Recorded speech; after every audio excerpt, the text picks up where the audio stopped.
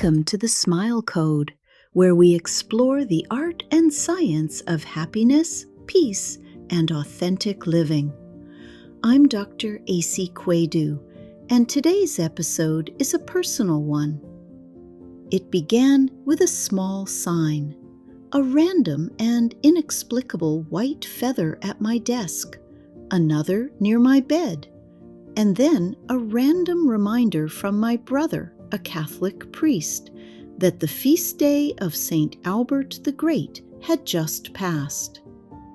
My given name, Alberta, was my grandfather's name before mine, and suddenly I realized that St. Albert is my patron saint. This reminder by my brother piqued my interest, and so I looked up St. Albert. So, who was St. Albert the Great? And why does his story still matter in our modern search for meaning? St. Albert the Great lived in the 13th century, from 1200 to 1280. St. Albert the Great was also called Albertus Magnus because he was one of the most brilliant thinkers in Western history. Here's who he was: the patron saint of scientists, philosophers, and students. A German Dominican friar. He was the teacher of St. Thomas Aquinas. One of the most influential scholars of the Middle Ages, he was declared a doctor of the Church, a title given to the most important teachers in Catholic tradition. Now, why he was extraordinary? St. Albert mastered nearly every science known at the time: physics, chemistry, biology, botany, zoology, astronomy, mathematics, logic, philosophy, theology. He wrote 38 volumes and was known for bringing Aristotle's philosophy to Europe in a way that harmonized with Christian thought. As far as his legacy, he was considered the founder of modern empirical science because he insisted on direct observation rather than simply relying on past authorities. His student, St. Thomas Aquinas, built on his teachings and became one of the greatest theologians of all time. On his spiritual side, Albert was known for humility despite his vast knowledge. He taught that the more one knows, the more one must love. He believed that faith and reason are not enemies, they are partners in discovering truth. In an age when science and spirituality were often in conflict, Albert saw the entire universe as God's classroom. Every element of creation, he said, reflects divine order if we have eyes to see it. He was declared a doctor of the Church and became the patron saint of scientists, philosophers, and students. Yet he was known for his humility. He never sought fame, only understanding. Perhaps that's why his legacy feels like it's whispering to us again today, in an age where we're hungry for integration between logic and intuition, science and soul. Now, why does his legacy matter now? For centuries, the world divided knowledge into compartments: the measurable and the mystical, the laboratory and the temple. But St. Albert stood at the crossroads. He believed that to study nature was to encounter the divine. And that's exactly what our generation is rediscovering. When we study neuroplasticity, we glimpse how thought can reshape matter. When we practice gratitude or meditation, measurable changes occur in the brain and the heart. Science is catching up to what the mystics have always known. The universe is relational, intelligent, and alive with meaning. St. Albert reminds us that our intellect is holy when it serves wonder, and that curiosity is a form of prayer. The more I learned about St. Albert, the more I wondered why his great legacy was shrouded in such obscurity. St. Albert was extraordinary, and yet his legacy often sits in the shadow of other figures. And the irony is that much of the intellectual world we live in today is built on foundations he set in motion. Here's our probable reasons why his legacy became obscured and why it's re-emerging now. First, his greatest student outshone him. St. Albert's student was St. Thomas Aquinas, whose writings shaped Western philosophy and Christian theology for 800 years. Aquinas became the central figure of Catholic thought, the more widely published scholar, the one most referenced by universities. Albert was so humble that he even promoted Aquinas' work over his own. The teacher's light was eclipsed by the brilliance of his student. Second, he was a polymath in an age that didn't know how to understand one. Albert mastered botany, zoology, physics, chemistry, astronomy, mathematics, logic, theology, philosophy. He was doing empirical science centuries before the scientific method was formalized. But being this wide-ranging meant people didn't know how to categorize him.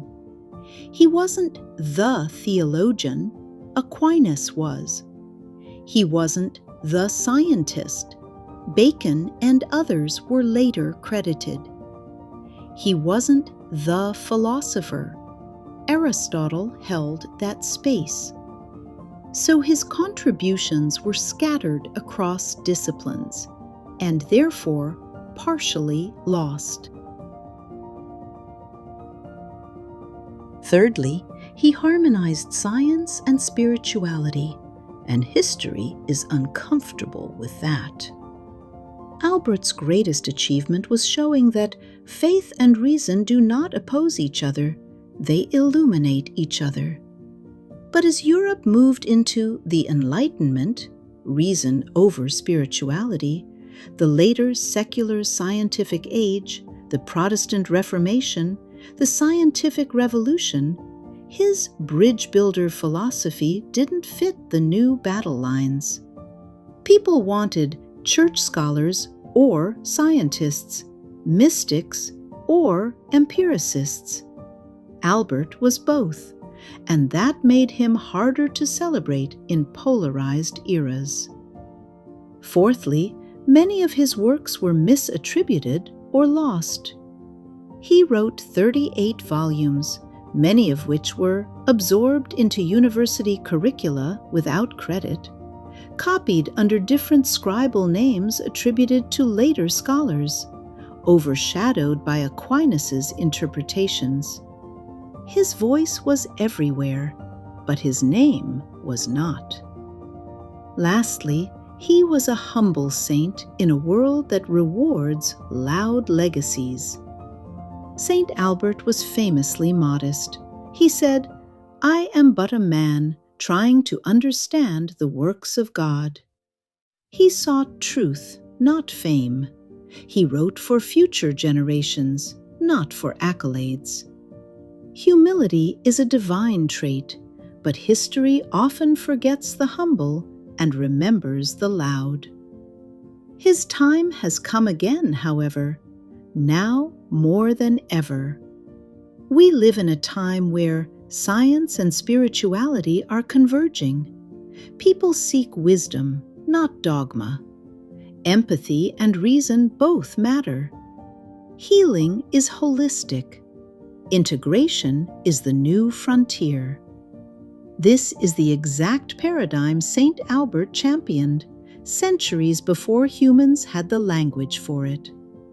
Recently, I came across a teaching from the Magis Center, the 4-step argument from transcendental desires to a soul.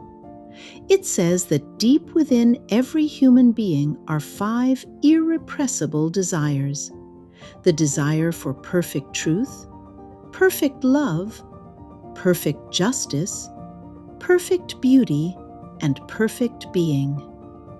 We recognize imperfection precisely because we sense perfection.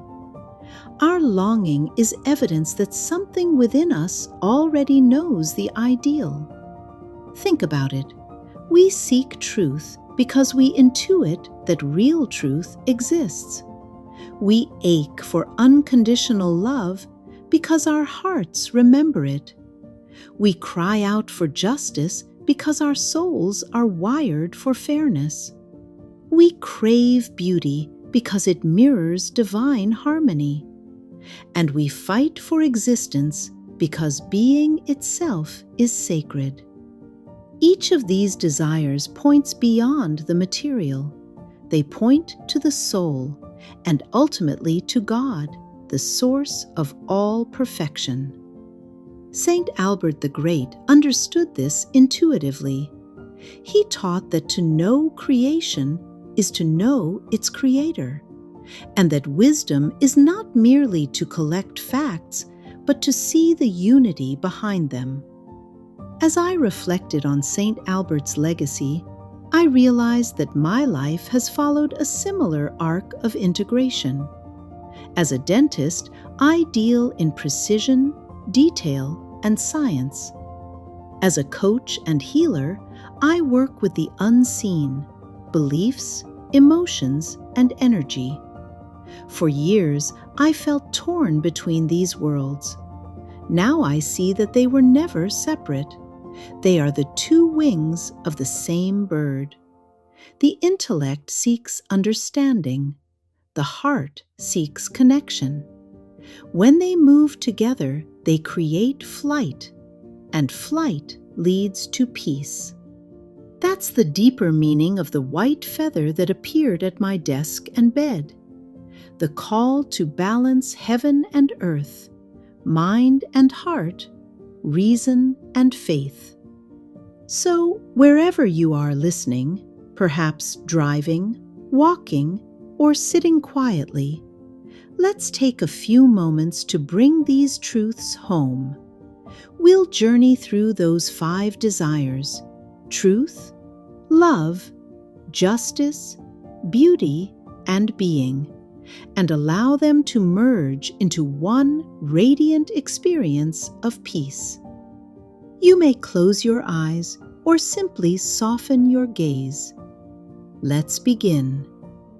Take a slow breath in and imagine a clear lake reflecting the sky. In this stillness, every thought settles. What remains is truth, clarity, alignment, the gentle knowing that what is simply is. From that clarity, feel warmth bloom in your heart. Let it expand until it surrounds you and flows outward to every being. This is love, connection, compassion, belonging. Now feel that love seeking balance. Picture it extending to places in your life or in the world that need healing. Whisper inwardly, "May rightness return. May harmony be restored." This is justice, love applied in action. Lift your inner gaze and notice the beauty that is already here. The play of light, the rhythm of breath, the artistry of creation. Let gratitude arise until you feel luminous inside. This is beauty, truth and love dancing together. Now, beneath all movement, sense the still pulse of existence itself. You are not striving or achieving, you are simply being. Rest in the awareness that being is sacred. You are part of the whole. And now, allow truth, love, justice, beauty, and being to merge like 5 rivers into one ocean. Feel that vast stillness fill your entire being. This is peace, wholeness realized. Inhale light. Exhale peace. Inhale truth. Exhale love. Inhale gratitude. Exhale joy. Remain here for a few moments, resting in the fullness of peace. Let every breath be a prayer of union with the source of all that is good. As you gently come back from the meditation, take a deep, grounding breath. Let the peace you've just experienced settle deep within you, like still water holding the reflection of the sky. Before we close, I'd love to leave you with a little soul reflection exercise, something you can journal about or simply sit with over the next few days. It's inspired by the teaching of Saint Albert the Great and the 5 transcendental desires we explored: truth, love, justice, beauty, and being. Here is the reflection exercise. Find a quiet moment later today, light a candle if you like, and write a short reflection on each of these questions. 1. Where in my life am I being invited to live more fully in truth? 2. How am I expressing love to myself, to others, to the world around me? 3. What does justice or goodness look like in my daily choices? 4. Where do I encounter beauty that lifts my spirit, and how can I create more of it? 5. When was the last time I felt completely at peace just being, without needing to perform or prove? As you write or reflect, notice which question pulls most strongly at your heart. That's your invitation for this week, your personal place of growth and grace. Remember, the desire for truth, love, justice, beauty, and being is not a flaw of restlessness. It is the soul remembering home. Thank you for joining me for this reflection on Saint Albert the Great and the transcendent desires that lead us back to peace. If today's episode spoke to you, share it with someone who seeks harmony between science and spirit. You can find past episodes and meditations at thesmilecodepodcast.com, on Instagram, or on YouTube. Until next time, this is Dr. A.C. Quaidu signing off from the Smile Code. May you live in truth, act in love, walk in justice, see with beauty, rest in being, and know the deep peace that unites them all. See you soon.